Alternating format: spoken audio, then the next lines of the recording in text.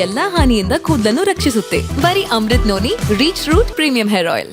ಇಂತಹ ಘಟನೆ ನಡೆದಾಗ ಎನ್ಕೌಂಟರ್ ಕಾನೂನು ಬರ್ಬೇಕಂತ ಎಲ್ಲರೂ ಆಗ್ರಹ ಆಗಿರ್ತಾರೆ ನೋಡಿ. ಅದಕ್ಕೆ ನಾನು ಹೇಳ್ತೇನೆ, ಸಂತೋಷ್ ಲಾಡ್ ಅವರು ಸಹ ಹೇಳಿದ್ದಾರೆ.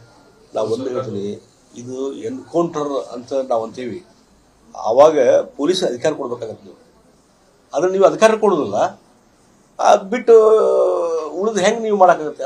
ನಿಜವಾಗಿ ಅಲ್ಲ, ಕಾನೂನೇ ತರಬೇಕು ಅನ್ನೋದು ಆಗ್ರಹ ಸರ್. ಕಾನೂನು ತರಬೇಕು, ಡೆಫಿನೆಟ್ಲಿ ಕಾನೂನು ಇಂಪ್ಲಿಮೆಂಟ್ ಮಾಡುವಂಥದ್ದು ಆಗಬೇಕು. ಎನ್ಕೌಂಟರ್ ಈಗ ಉತ್ತರ ಪ್ರದೇಶದಲ್ಲಿ ಈ ರೀತಿ ಎನ್ಕೌಂಟರ್ ಆಗಿದ್ರಿಂದ ಗುಂಡಾಗಿರಿ ನಿಂತಿದೆ, ತಿಳ್ಕೊಂಡ್ಬಿಡ್ರಿ. ಅದು ಯಾವಾಗ ಸಡನ್ ಆಗಿ ಆಗ್ಬೇಕು ಎಲ್ಲ. ನನ್ನ ಜೀವನದಲ್ಲಿ ನಾನು ಮಾತ್ರವಲ್ಲ, ನನ್ನ ಕೂದಲು ಕೂಡ ಆಗಿರ್ಬೇಕು ಸ್ಟ್ರಾಂಗ್ ಅಂಡ್ ಸ್ಟೈಲಿಶ್. ಬರೀ Amrut noni reach root premium hair oil ನೊಂದಿಗೆ. Reach root premium hair oil. Sudden ಆಗಿ ಅದಕ್ಕೆ ಪೊಲೀಸ್ ಅಧಿಕಾರ ಕೊಟ್ಟಿರ್ಬೇಕು. ಅಧಿಕಾರ ಕೊಟ್ಟಿಲ್ಲ ನೀವು, ಎಲ್ಲವೂ ಮೇಲೆ ಎಸ್ ಆರ್ ನೋ ಅಂತ ತಿಳ್ಕೊಂಡ ಮಾಡೋದಾದ್ರೆ ಯಾವ ರೀತಿ ನೀವು ಇಂಪ್ಲಿಮೆಂಟ್ ಮಾಡ್ತಿದ್ದೀರಾ? ಆಯ್ತು, ತರಬೇಕು, ತರುಣಂತ ಅದಕ್ಕೊಂದು ಪ್ರೊಸೆಸ್ ಇದೆ. ಅದು ಇದು ಇಂಥ ಘಟನೆ ಪದೇ ನಡೀತಾ ಇದಾವಲ್ಲ, ಅದಕ್ಕಾಗಿ ಇದು ಎನ್ಕೌಂಟರ್ ಆದ್ರೆ. ಈಗ ನೋಡ್ರಿ, ಹೈದರಾಬಾದ್ ಅಲ್ಲಿ ರೇಪ್ ಪ್ರಕರಣ ಆಯ್ತು. ರೇಪ್ ಪ್ರಕರಣ ಆದ್ಮೇಲೆ ಅಲ್ಲಿ ಯಾರೋ ಓಡಿ ಹೋಗ್ತಿದ್ರು, ಅವ್ರನ್ನ ಎನ್ಕೌಂಟರ್ ಮಾಡಿ ಶಿಕ್ಷೆ ಇದು ಸತ್ ಹೋದ್ರು ಅವ್ರು, ಯಾರು ಆರೋಪಿಗಳಿದ್ರಲ್ಲ. ಈಗ ಅದರಿಂದ ಇಡೀ ಜನತೆ ಸಂತೋಷ ಪಟ್ಟರು ಆಗುತ್ತೆ. ಆಯ್ತು, ಇಮಿಡಿಯೇಟ್ ರಿಲೀಫ್ ಸಿಕ್ತಂತೆ.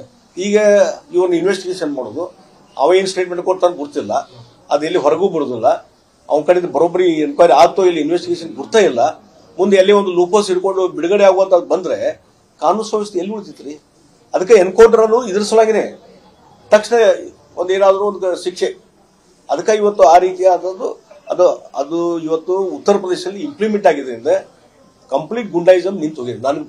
ನಾನು ಒಂದು 2 ಸಲ ಬೇರೆ ಈ ವಾರಾಣಸಿ ಇದಕ್ಕೆ ಹೋದಾಗ, ಲಕ್ನೋಕ್ಕೆ ಹೋದಾಗ ಅಲ್ಲಿ ವಾತಾವರಣ ನೋಡಿದ್ರೆ ಜನ ಇವತ್ತು ಖುಷಿ ಒಳಗಿದ್ದಾರೆ. ಜನ ಇಲ್ಲಿ ಗುಂಡಾಗಿರಿ ಇಷ್ಟಿತ್ರಿ, ಎಲ್ಲ ಸ್ಟಾಪ್ ಆಗಿತ್ತು ನೋಡ್ರಿ ಅಂತಾರೆ. ಒಂದು ಶಿವ ಸ್ವಪ್ನ ಅಂತಾರಲ್ಲ, ಆ ರೀತಿಯಾದ ವಾತಾವರಣ ಅಲ್ಲಿ ಇದ್ದಂತ ಮುಖ್ಯಮಂತ್ರಿ ಕಡೆಯಿಂದಾಗಿದೆ. ಅದ್ರ ಸಲುವಾಗಿ ಹೇಳ್ತೀನಿ, ಆ ರೀತಿ ಬಿಗಿ ವ್ಯವಸ್ಥೆ ಇದ್ರೆ ಯಾವುದೇ ಒಂದು ಏನೋ ಇಂಥ ಘಟನೆ ನಡೆದಾಗ ಒಂದು ಎನ್ಕೌಂಟರ್ ಅಂತ ಆಯ್ತು ಅಂತಂದ್ರೆ ಅದು ಬೇರೆಯವ್ರಿಗೆ ಎಚ್ಚರಿಕೆ ಹೋಗ್ತದೆ. ಇಲ್ಲಿ ಏನಾಗ್ತಾರ, ಹೋಗ್ತಾರ ಕೋರ್ಟಿಗೆ ಹೋಗ್ತಾರ, ಇದು ಮಾಡ್ತಾರ, ಜಾಮೀನು ತಗೋತಾರ, ಮತ್ತೇನೋ ಕಾನೂನು ಲೋ ಪೋಲ್ಸ್ ಇರ್ತಾವೆ, ಪಾರಾಗಿ ಬರ್ತಾರ. ಅದಾದ್ರೆ ಏನು ಯಾರಿಗೆ ಶಿಕ್ಷೆ ಕೊಟ್ಟಂಗ ಮತ್ತೆ ಬೇರೆಯವ್ರಿಗೆ ಹೆದರಿಕೆ ಹುಟ್ಟುದೇ ಇಲ್ಲ. ಅದಕ್ಕೆ ಅದು ಆಗ್ಬೇಕು ಅನ್ನೋದು ನನಗೂ ಒತ್ತಾಯ ಇದೆ. ಬೇರೆ ಕಡೆ ಎಲ್ಲ ಘಟನೆಯಲ್ಲಿ ಜೈ ಶ್ರೀರಾಮನ್ ಅವ್ರ ಮೇಲೆ ಹಲ್ಲೆ ಆಯ್ತು, ಇಲ್ಲೊಂದು 4 ಮರ್ಡರ್ ಆಯ್ತು ಗದಗಲ್ಲಿ. ನೋಡಿ ಇದು ಗದಗ ಅಲ್ಲಿ ನೋಡಿ, ಈಗ ಕೆಫೆ ರಾಮೇಶ್ವರ್ ಕೆಫೆ ಅಲ್ಲಿ ಇದಾಯ್ತು ಬಾಂಬ್ ಬ್ಲಾಸ್ಟು. ಆಮೇಲೆ ನಿಮ್ಮ ಗದಗಿನಲ್ಲಿ 4 ಜನರ ಹತ್ಯೆ ಆಯ್ತು. ಅಂದ್ರೆ ಏನು ಒಂದು ಹೆದರಿಕೆ ವಾತಾವರಣ ಇರ್ಬೇಕಲ್ಲ, ಲಾ ಅಂಡ್ ಆರ್ಡರ್ದು ಅದು ಇಲ್ಲೇ ಇಲ್ಲ. ಇಡೀ ರಾಜ್ಯದಲ್ಲಿ ಇದು ಕಂಟಿನ್ಯೂಸ್ ನಡೀತಾ ಇದೆ, ಇದು ನಡೀತಾ ಇದೆ. ಕಾಂಗ್ರೆಸ್ ಸರ್ಕಾರ ಕೇವಲ ಒಂದು ಅಫೀಸ್ಮೆಂಟ್ ಅನ್ನುವಂಥ ಕಾರಣದ ಸಲುವಾಗಿ ಎಲ್ಲವನ್ನೂ ಟಾಲರೇಟ್ ಮಾಡ್ಕೊಂತಂದ್ರೆ ನಾಳೆ ವ್ಯವಸ್ಥೆ ಕುಸಿದು ಹೋಗ್ತದೆ. ನಾಳೆ ಅವನು ಮನೆಗೆ ಕಳಿಸುವಂತ ಪರಿಸ್ಥಿತಿ ನಿರ್ಮಾಣ ಆಗ್ತದೆ. ಆ ರೀತಿ ಪರಿಸ್ಥಿತಿಗೆ ಈಡುಕೊಳ್ಬಾರ್ದು.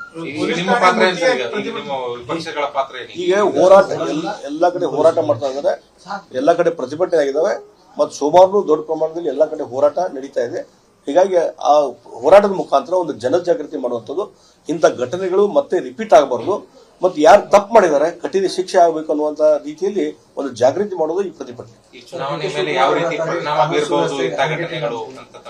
ಇಲ್ಲ, ಇದು ನಾನು ಚುನಾವಣೆ ಮೇಲೆ ಯಾವ ರೀತಿ ಪ್ರಭಾವ ಬೀರುತ್ತದೆ ಅಂತ ನಾನು ಹೇಳಕ್ ಹೋಗಲ್ಲ.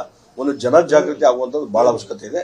ಸಮಾಜ ಎದ್ದು ನಿಲ್ಲಬೇಕಾದ್ರೆ ಅಂದ್ರೆ ಇದು ಮತ್ತೆ ರಿಪಿಟೇಷನ್ ಆಗುದು. ಅನುಕ್ಷಣದ ಸುದ್ದಿಗಳಿಗಾಗಿ ವಿಸ್ತಾರ ನ್ಯೂಸ್ ಯೂಟ್ಯೂಬ್ ಚಾನೆಲ್ ಸಬ್ಸ್ಕ್ರೈಬ್ ಮಾಡಿ. ಹೊಸ ಸುದ್ದಿಗಳ ನೋಟಿಫಿಕೇಶನ್ಗಾಗಿ ಬೆಲ್ ಐಕಾನ್ ಕ್ಲಿಕ್ ಮಾಡಿ. ಲೇಟೆಸ್ಟ್ ಅಪ್ಡೇಟ್ಸ್ಗಾಗಿ www.vistaranews.com ವೆಬ್ಸೈಟ್ಗೆ ವಿಸಿಟ್ ಮಾಡಿ. ಅಂಗೈಯಲ್ಲೇ ಜಗತ್ತಿನ ಸುದ್ದಿ ತಿಳಿಯಲು ವಿಸ್ತಾರ ನ್ಯೂಸ್ ಕನ್ನಡ ಆಪ್ ಡೌನ್ಲೋಡ್ ಮಾಡಿ.